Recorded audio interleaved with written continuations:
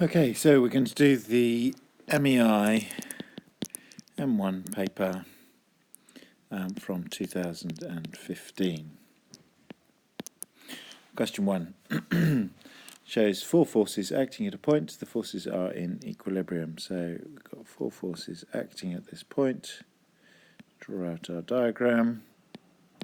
Always much better to draw it out onto the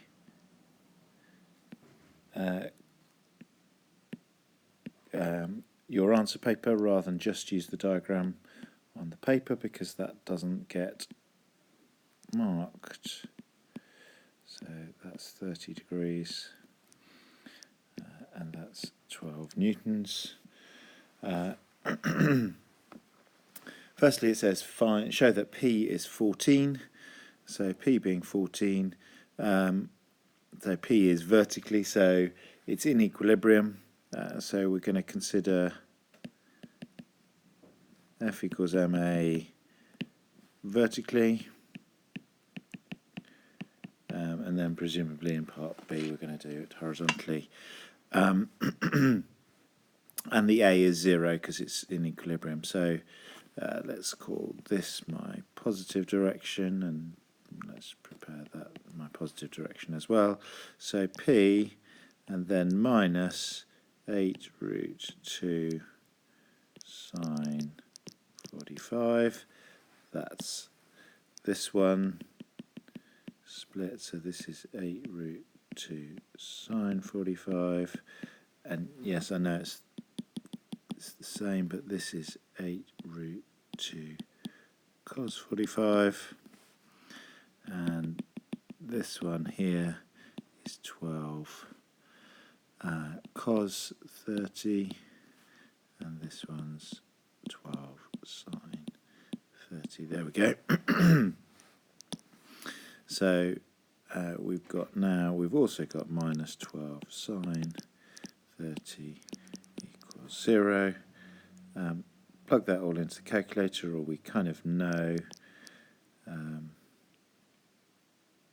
Minus 8 root 2. Sine 45 is 1 over root 2. Minus sine 30 is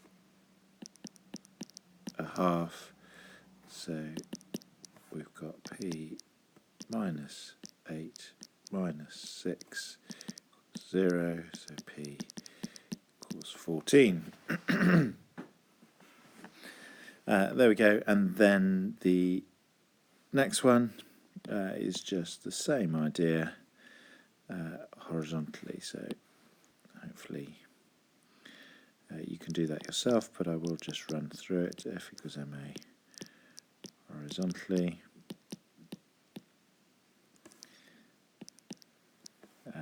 So that's our positive direction. So we've got 12 cos 30 minus Q minus 8 root 2 cos 45 equals 0. So Q equals 12 cos 30 minus 8 root 2 cos 45, and it wants this to 3 significant figures.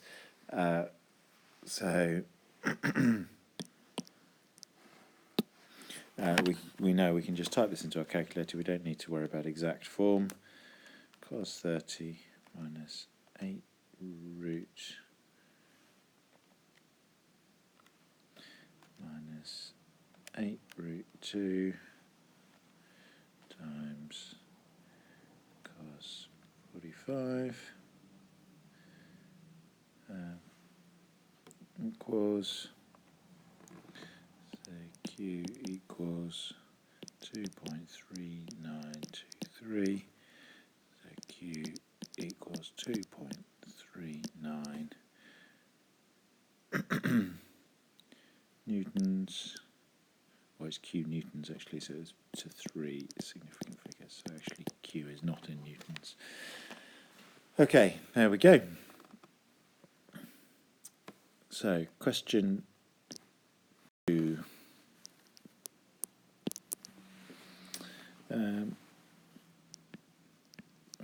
block on a table, kind of fairly standard setup. There we go.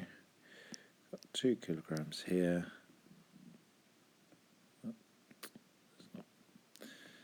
there we go. Comes down here, and we've got 9 kilograms here. So I tend to write the mass actually on the object, and then the force is the weight coming off it. So draw 3 separate diagrams, okay, showing all the forces on the block. So let's just do the 2 kilogram. I'm going to do them on here first of all. So we've got the weight down, so that's 2g down. We've got T up, we're going to call that T1. That is the same tension as this because it's going, it's a light rope going over a light inextensible rope going over a smooth pulley. There we go. We've got a force up on that, and we've got the weight down of 6g. We've got different tension, different rope over here, but it's the same tension as that one, 9g. Okay, so let's do those, just copy those out separately just to keep the examiner happy. So there's 2g down and T1 up. Don't need to find that out, it doesn't say that. In the middle one we've got R up, got 6g down, got T1 to the left, and they want to see that that T1 and that T1, you recognise that those are the same, there's marks for that, and T2 to the right. And then on this block we've got 9g down and we've got T2 up, and again they want to see that those two T's are the same. Part 2, calculate the acceleration of the system and the tension in each string. Okay, so the easiest way to do this is to consider the system as a whole. Okay, but you can do each equation separately and then add them all together. So we'll do the separately because that kind of makes sense, but we need to make sure that we're clear as to our positive direction. So our positive direction is going round here, and that is all one direction. Okay, and that the directions in this are the things that cause the most problems. So that's our positive direction. So from the first one we get T1 is going in our positive, but that's going in our negative, equals the mass 2 times the acceleration. From the next one we're just considering our positive direction. These two R and 6g cancel each other out, so T1 and T2. So T2 is our positive, minus T1 equals 6a, because the acceleration is a, not g. And then this last one, the positive direction, so we've got 9g minus T2 equals 9a. So those are our 3 equations of motion. And actually, if you then take those and add them all together, well, you add these equations together, the T1 and the minus T1 and the T2 and the minus T2 cancel each other out, and you get 9g in a positive direction minus 2g equals the total of all of these, which is 8 is 17a.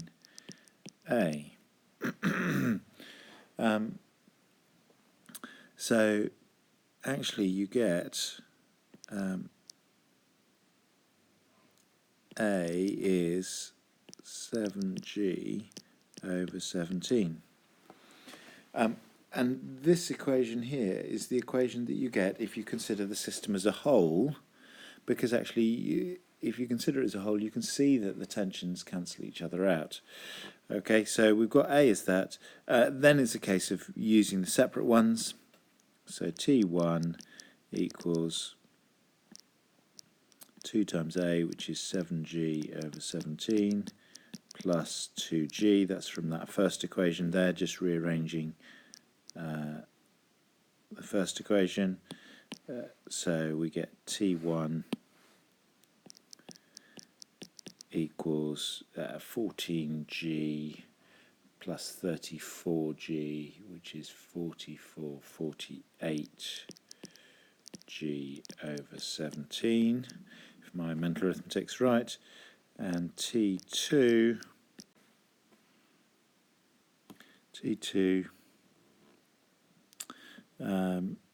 equals 9g minus 9a. That's from our equation here, from rearranging that, if I just do that in my head. And so let's just give ourselves a bit of space to be able to do that. Is 9g minus 9 lots of 7g, 17, and I think my mental arithmetic is going to escape me there. 9 times 9.8 minus 9 times 7 times 9.8 divided by 17 is 51.9 newtons to 3 significant figures. And if we want to work out the other one exactly, so that's 48 times 9.8 divided by 17 is 27.7 newtons, again to 3 significant figures. So there we have it. Okay, question 3. A map of a large area of open land is marked in 1 kilometre squares. The point of the area is defined to be vectors. So we've got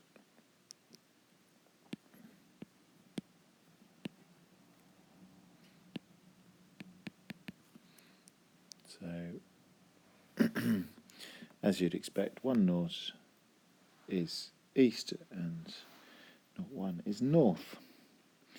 Ashok and Kumar are given by that, so we've got RA is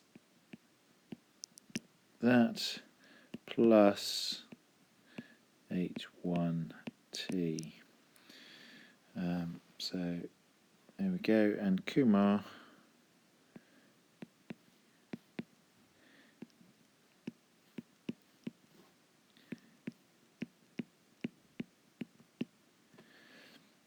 prove that the 2 hikers meet and give the coordinates of where this point happens.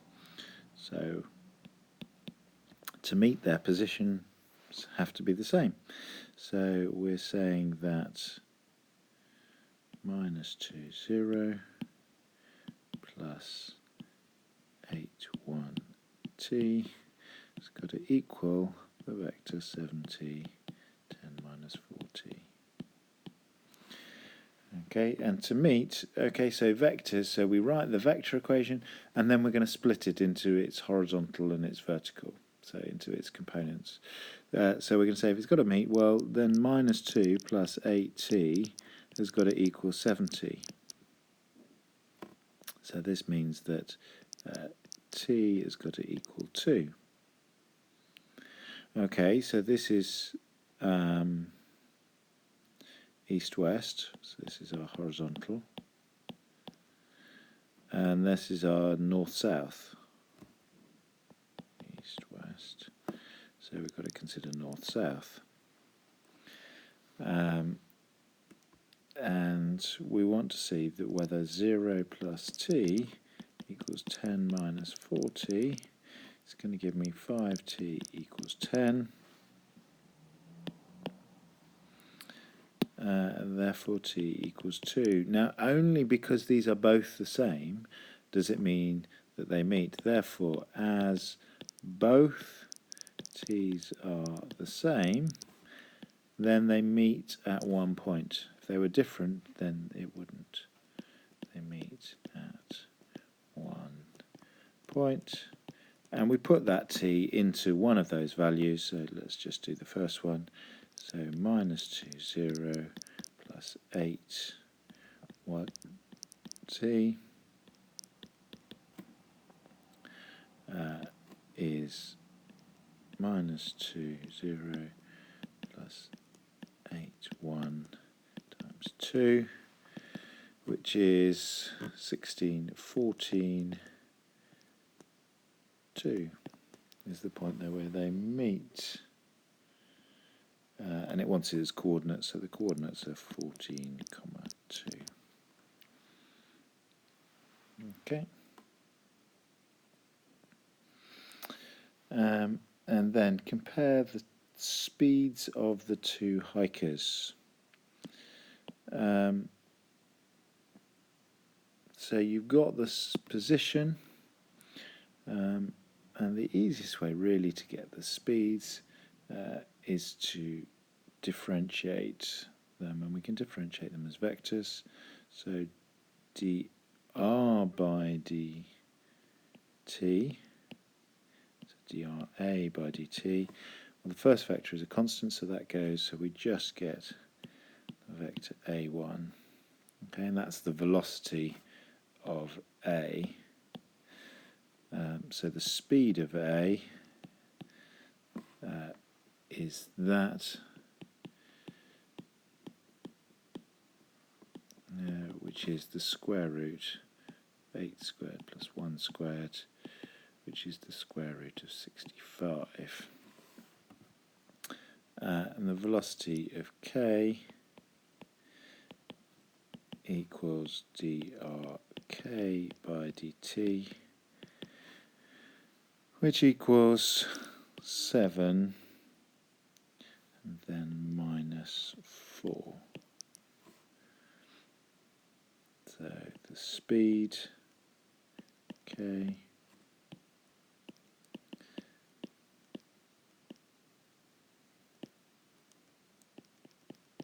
equals the square root 7 squared plus 4 squared, which is 49 plus 16, is again the square root of 65. How interesting. Therefore the speed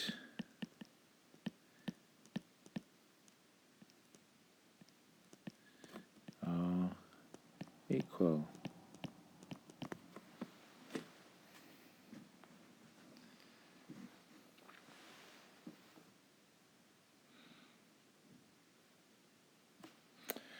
Okay, question 4.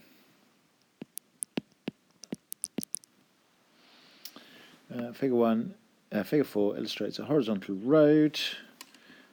We've got a road here with the points A and B, and it tells you there's 215 meters between them, and this is the midpoint. When the car passes A, its speed is 12 meters per second in direction AB. It then accelerates uniformly. So let's say that it's got acceleration A in this direction. When it reaches B, its speed is 31 meters per second. Find the car's acceleration. So this is a standard suvat question. Okay, I've got the distance, 215. I know the initial, I know the final, and I want to find the acceleration. I'm not interested in the time. So we pick out our equation that doesn't have time in it. V squared equals u squared plus 2as. And we sub it all in, and we get 31 squared equals 12 squared plus 2 times A times 215. Rearrange all of that. A equals 31 squared minus 12 squared divided by 2 times 215. Put it in our calculator. 31 squared minus 12 squared divided by 430 is 19/10 or 1.9 meters per second squared. Okay, that's part one.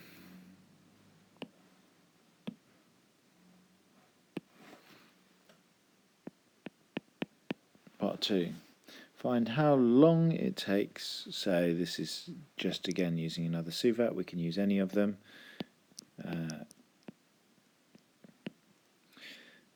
We've got U was 12, V was 31. We now want to find T. We do know A, so we could use an equation with A, or we could use the equation that doesn't involve A, which is the kind of average speed question. So V plus U over 2, speed equals distance over time. Okay, so we can use that. That means that if we've made a mistake with the acceleration, we can still get it right. So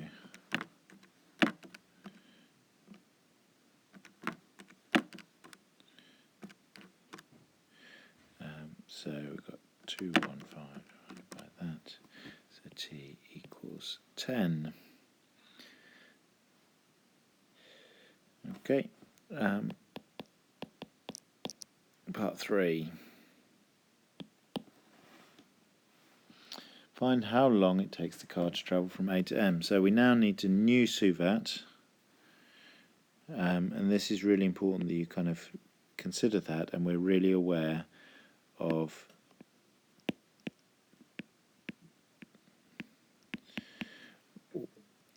we're going A to M, and what is still the same. So well, S is definitely not the same. That's now 107.5. U is still the same. V we don't know. A is still the same, that's our 1.9, and T is what we're trying to find. So we now don't have V, so an equation without V. S equals ut plus a half a t squared. So we've got 107.5 equals U, U is 12, T plus a half times 1.9 T squared. So we've got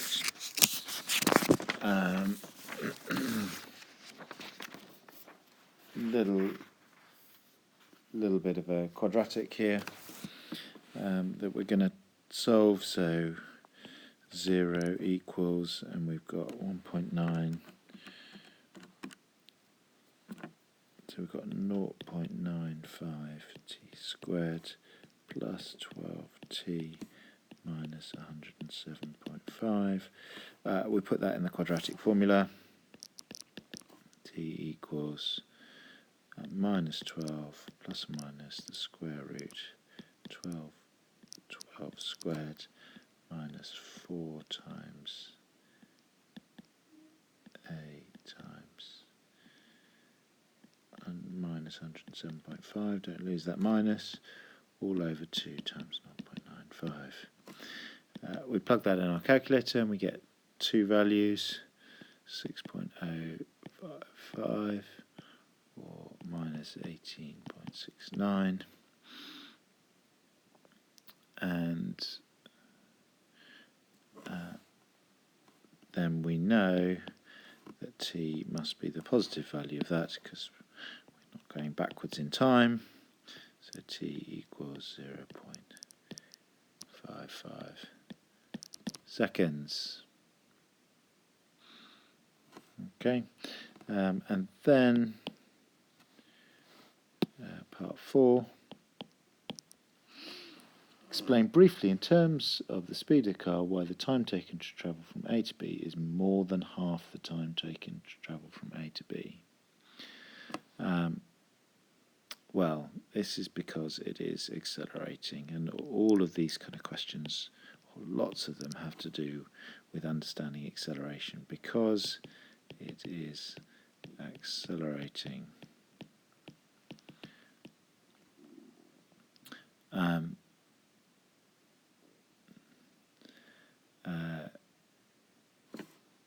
the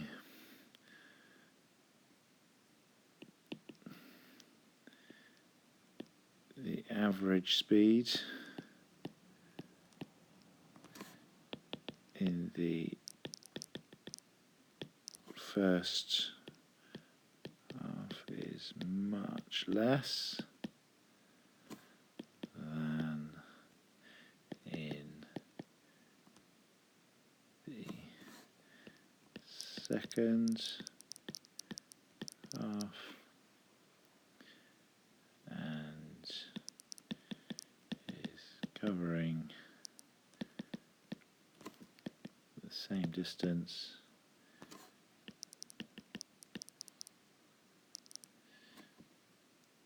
so going to take more time.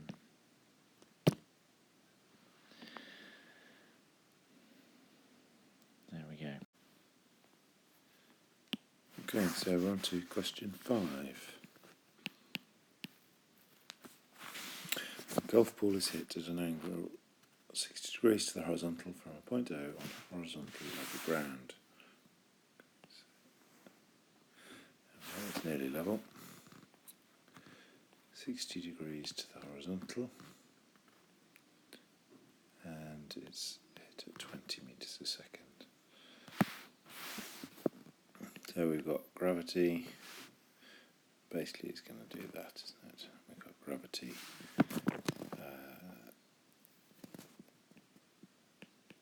9.8.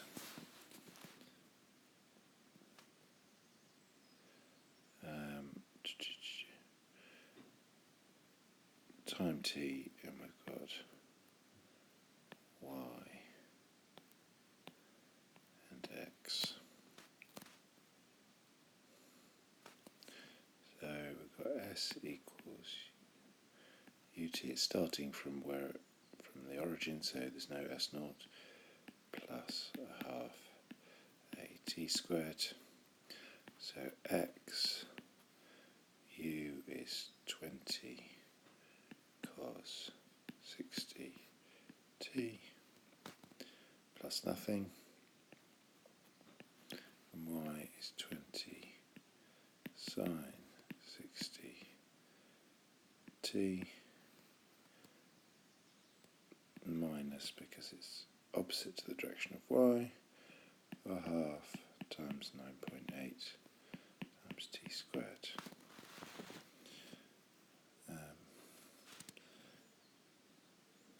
So we can 20 cos 60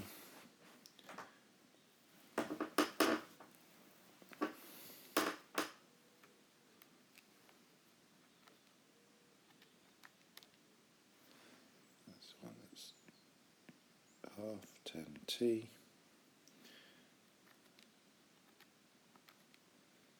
and it's looking like it wants us to keep it in third form, so 10 root 3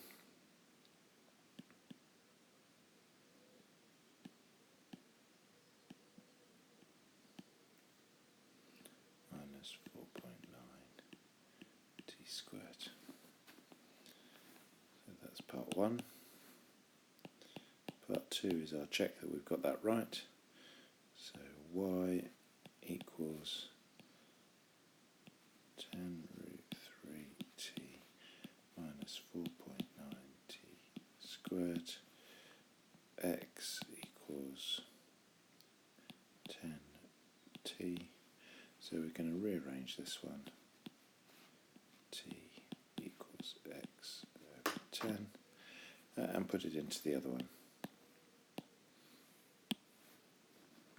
So we've got y equals 10 root 3 x over 10. So we've got x root 3 minus 4.9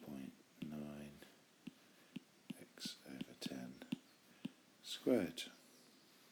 So y equals root 3x minus, divided by 100, 0.049 x squared.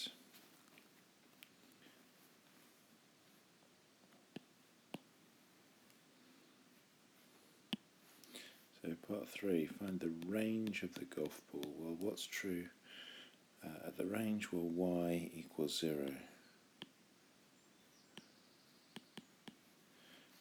Okay, we'll use this, we know it's correct, so we've got no problem with that. 0 equals root 3x minus 0.049 x squared.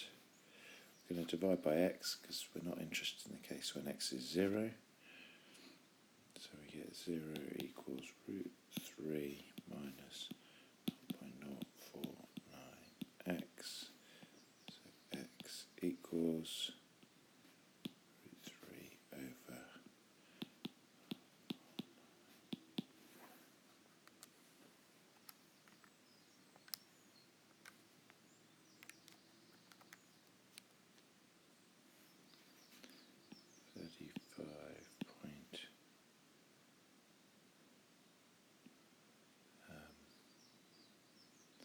35.34 meters.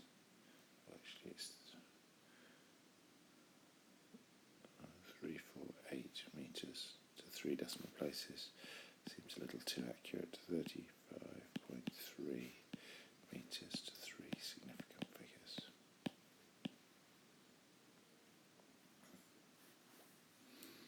Okay, that's all fairly standard so far.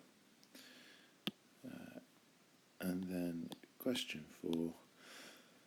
A bird is hovering at a position 2016. Find whether the golf ball passes above it, passes below it, or hits it.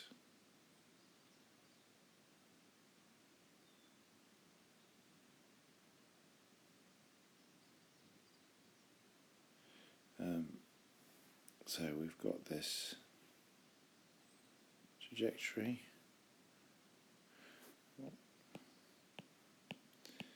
X and y. And from here, the bird is at the point 2016. We know this is 35.3. So 20 is more than halfway. It's travelled 20 here. So we need to find out what the height is at 20. So y equals root 3 times 20 minus 0.049 times 20 squared. Put that in.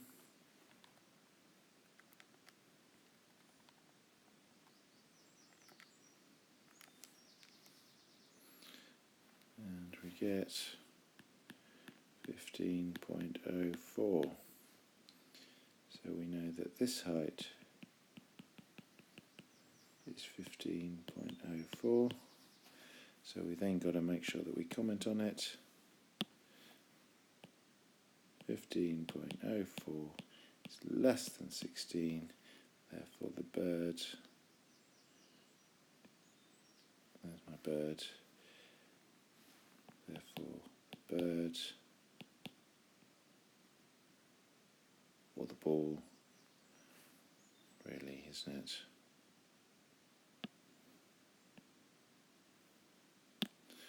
Therefore the ball passes under the bird. It's not the only way of doing that question. You can think about when it's 16, but that's probably the most straightforward way to do it. Okay, so we're now on to question 6. The battery is flat. They hope to be able to bump start the car by letting it run down a hill. The road shows the road leading away from their house, which is at A. The road is straight and at all times the car is steering directly along it. From A to B the road is horizontal, then uphill, as in the diagram. So let's just draw a bit of that. And it goes up 1.5, then it comes down at 3, then it's horizontal.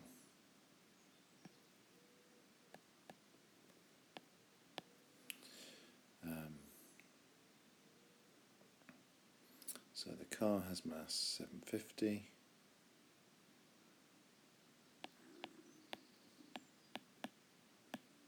Kilograms. Carol 50. Martin 80.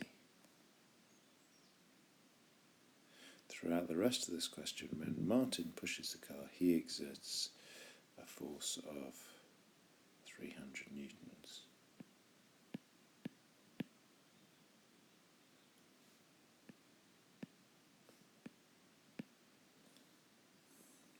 Along the line of the car. Between A and B, Martin pushes the car and Carol sits inside. The car has acceleration of 0.25. Okay, so we're along the flat. This is part 1. On the flat, we're pushing with 300.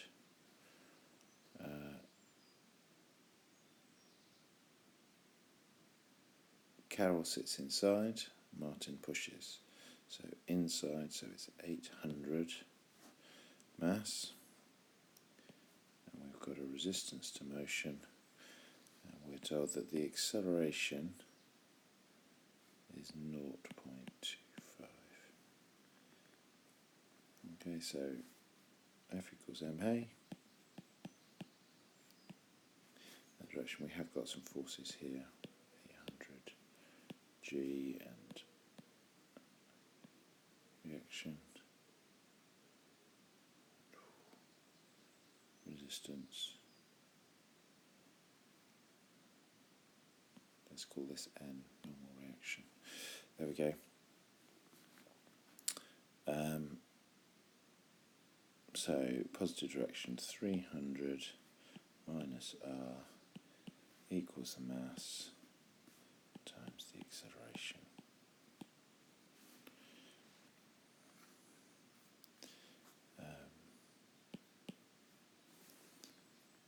So R equals 300 minus 200. R equals 100 newtons. That's the resistance to motion. Okay, throughout the rest of the question we're going to assume that that is constant. Good. They stop at B. Then Martha tries. Why do they stop? I don't know. But they stop at B, and Martin tries to push the car uphill. Show that Martin cannot push the car uphill. Carol inside, but can if she gets out. Okay. So let's give ourselves a bit of room.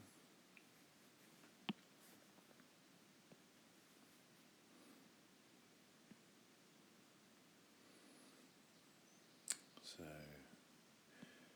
with her inside,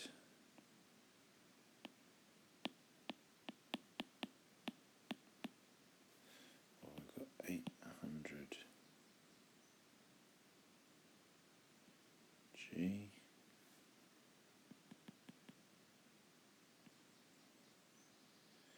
So that's 800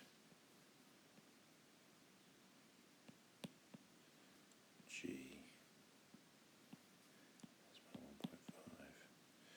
800 G sine 1.5, 800 G cos 1.5, and we've also got a potential resistance to motion of 100.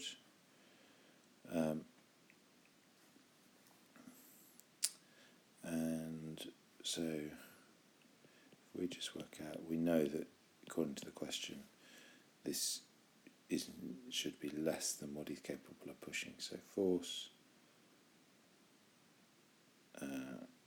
down the slope equals 100 plus 800 G sine 1.5.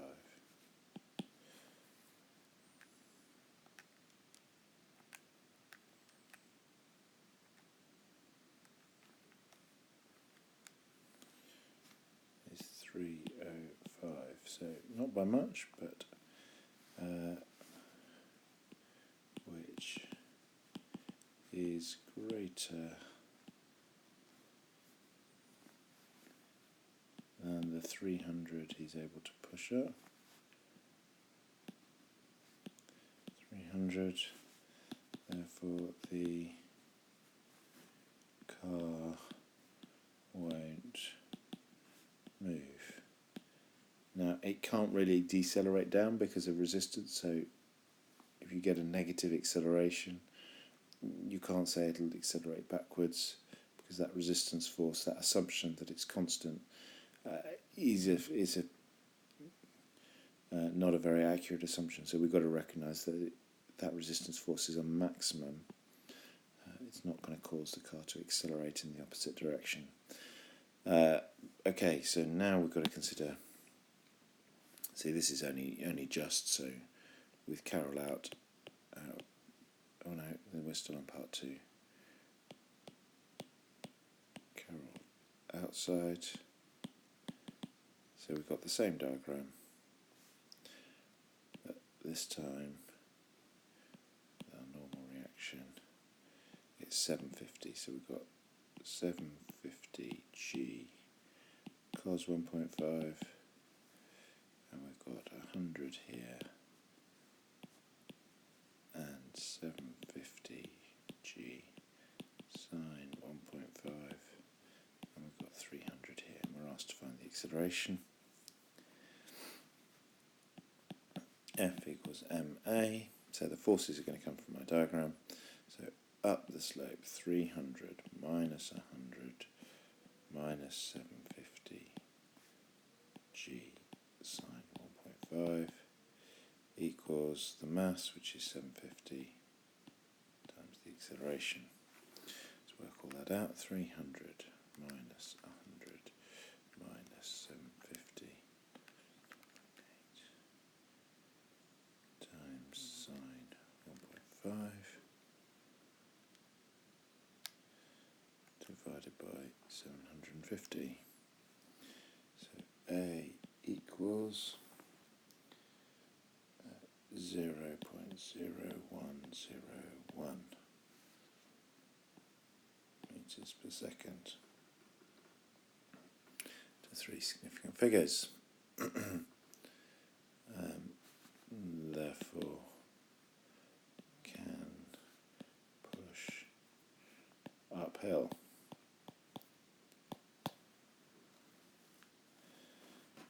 Okay, so be really clear. We've got Carol inside, Carol outside. Make sure it's really clear to the examiner which you've done when. Okay.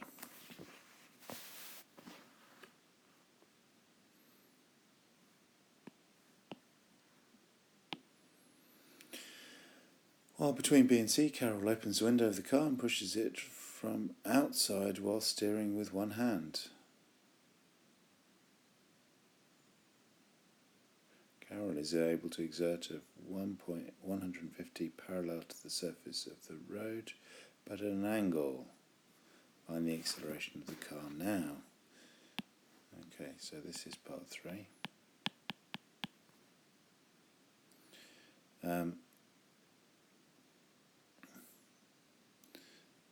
So if we kind of look in this direction, well, we've got Martin, he's able to push 300, and we've got Carol, who's got this 30, so she's able to push with 150, but that's going to be 150 cos 30.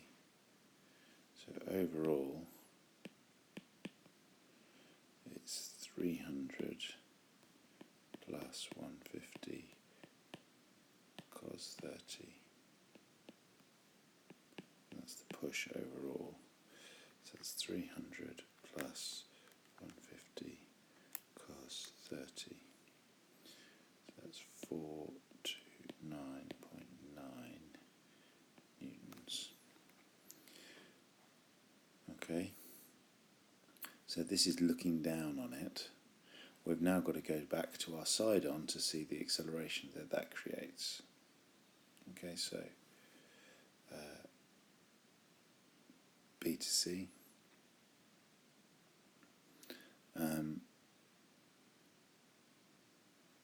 There we still 1.5. So we've now got this 429.9. We've got she's outside, so it's 750 G sine 1.5. Oh, sorry, cos 1.5 there. We've got the 100. We've also got the 750 G sine 0.5, and we've got normal reaction. There we go, find the acceleration. So we've got to do it again. It's getting a bit dull, really. F equals MEI 429.9 minus 750 G sine 0.5 minus 100 equals the mass, still 750, times the acceleration. Same calculation as before, minus 750, 1.8 sine 1.5 minus 100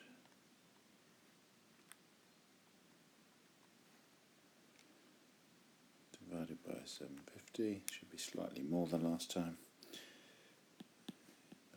0.1833, given we're going to use that again. Meters per second squared. Okay. At sea, both Martin and Carol get in the car.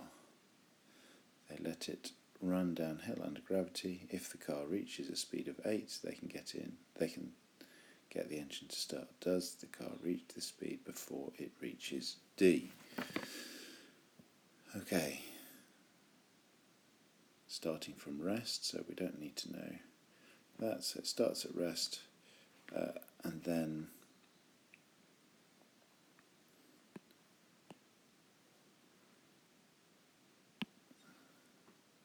so part 4. So we're now going downhill. They're both in the car, which is good. So we've got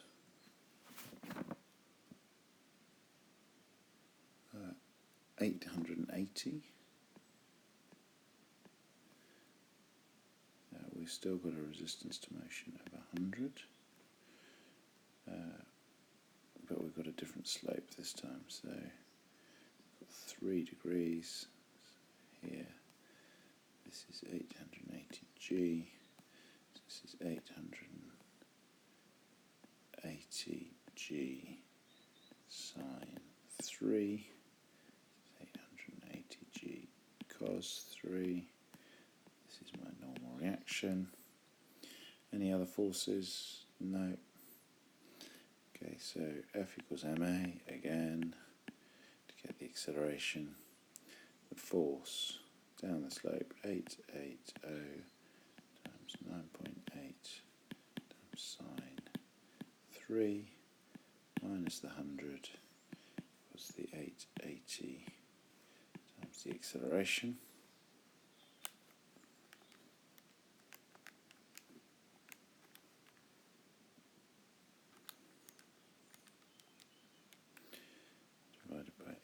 180. Acceleration is 0.39.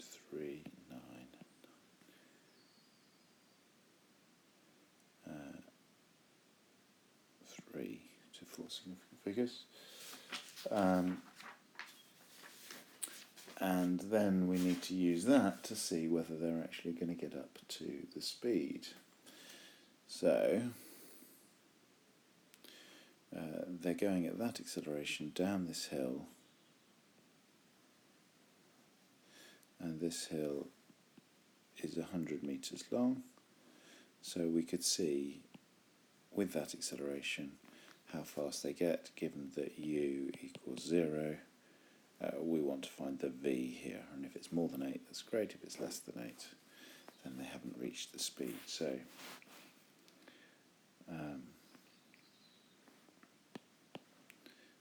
so we'll do a little suvat. So s is 100, u is 0, v is what we're trying to find out. A we know, we're not interested in how long it takes. So that's our v squared equals u squared plus 2as. V is what we're trying to find out. So v squared equals 2 times 100 times 0.3 times 2 times 100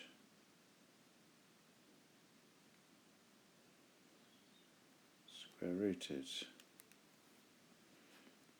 So v equals 8.9.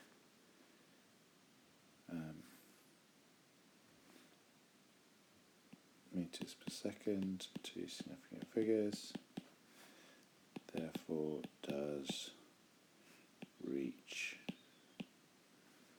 and all this effort means that they can do it, does reach 8 meters per second before D, because this is point D here, and it's got to 8.9 by then. There we go. That is question 6. And final question, question 7. An emergency box of supplies is dropped to victims of a natural disaster from a stationary helicopter at a height of 1,000 meters. The initial velocity of the box is 0. Okay, so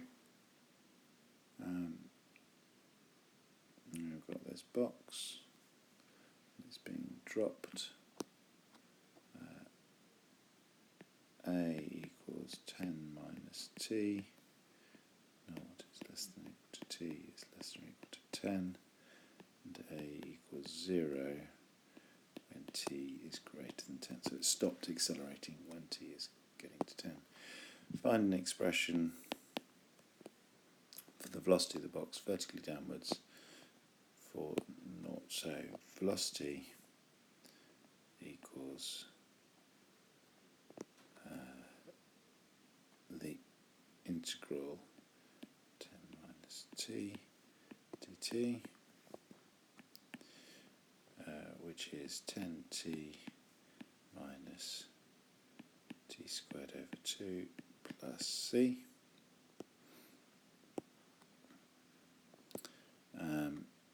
And when t equals 0, v equals 0, so v, so 0 equals c, therefore v equals 10t minus t squared over 2.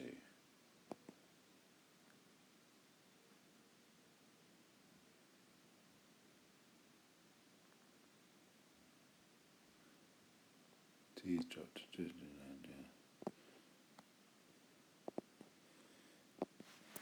doesn't say.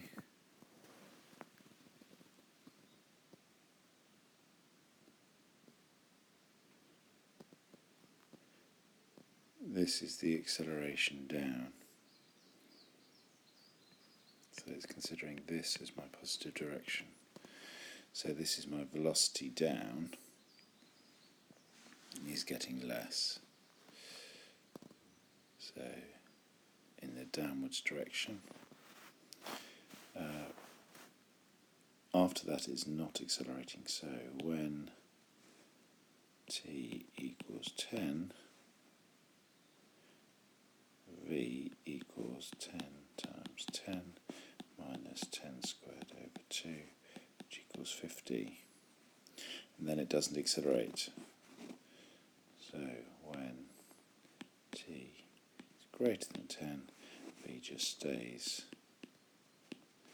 as no acceleration.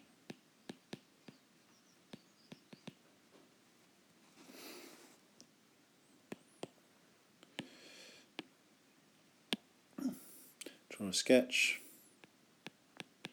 for the first 20 seconds.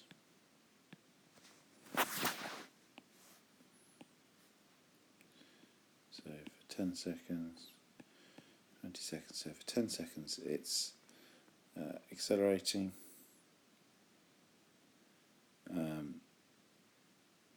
And the acceleration decreases, so it starts off accelerating rapidly, and then by 10 seconds it's not accelerating at all. Then the velocity is horizontal. So this is the velocity, this is time. There we go, and this is 50. Okay, part 3. So what we want to do, we want to find the height h of the box above the ground. So the displacement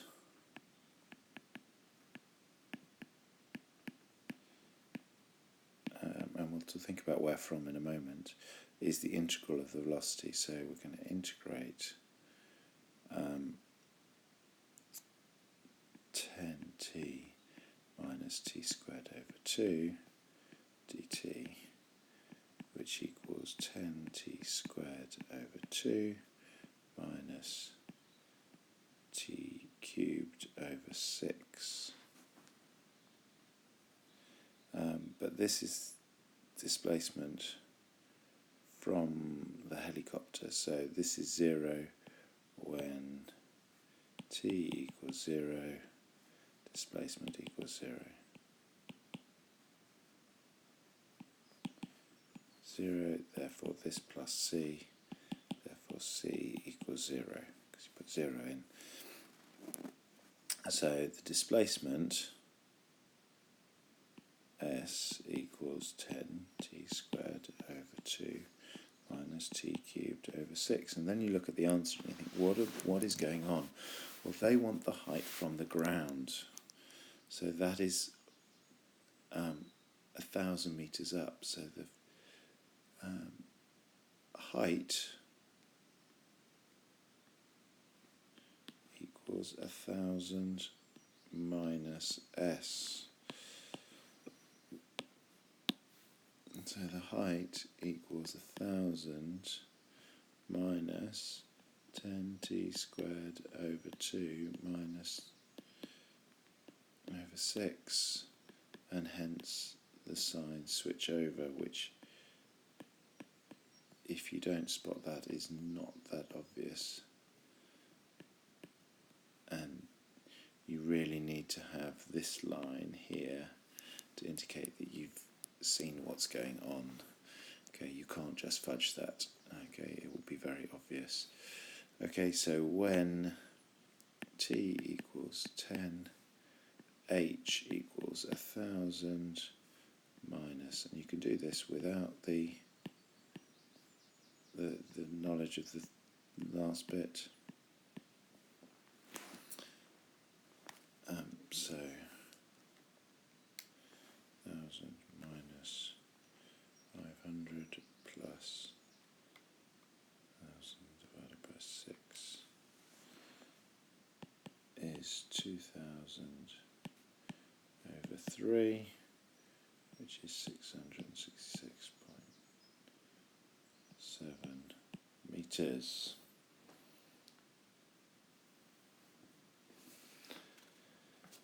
Okay, so that was a little tricky bit in there, but we are on the last question, so we'd hope they'd do something to make us think a little bit. Find the value of t when the box hits the ground. Well, it hits the ground when t equals 0. When h equals 0.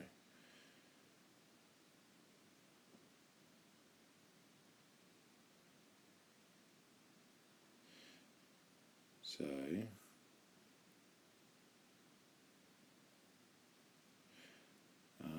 they've been a little bit tricksy again.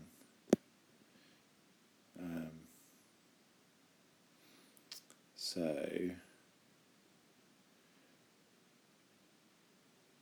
we could think about h being 0 and then put it into that cubic, but that assumes that it is still accelerating, and of course we know that after t is 10, it's going at a constant velocity. After t equals 10, we've got a constant velocity equal to 50 meters a second, and we've only got 667 meters per second left, so the time is the distance divided by the speed.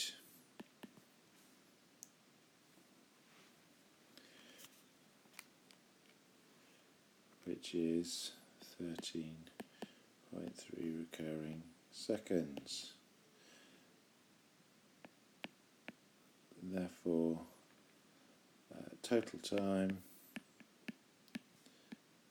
is the 10 seconds plus the 13.3 is 23.3 seconds. Okay. On to part 5. So again, we've got to be aware of the two stages that's going on. Some of the supplies are damaged.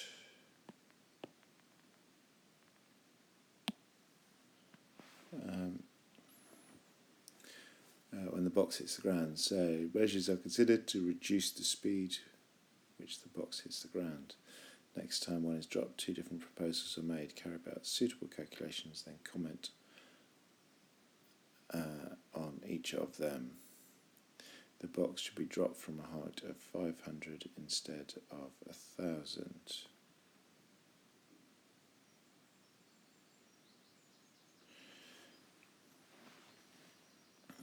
If it's dropped from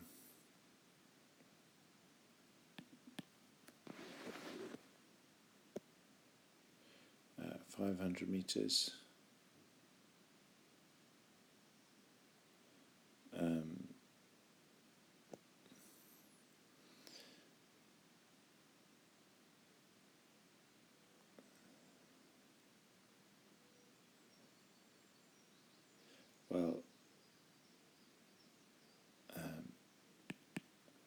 after 10 seconds,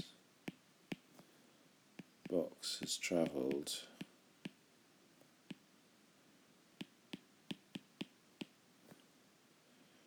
333 meters.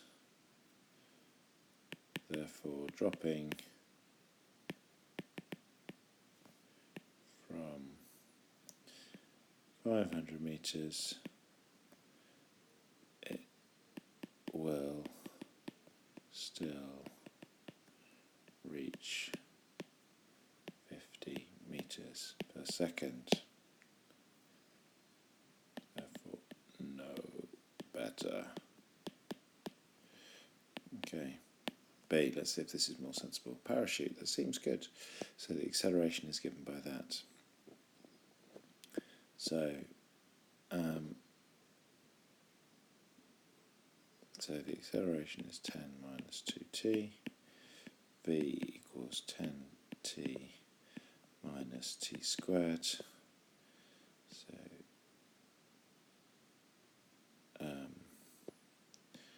when t equals 5, V equals 10 times 5, this is for minus 5 squared, which is 25 meters per second, and remains at this speed.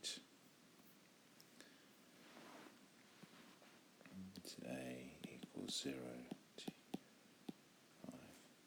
Therefore, this method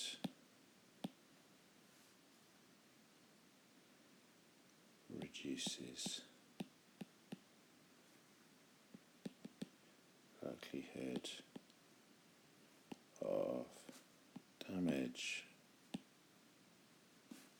as speed reduced. There we go. All done.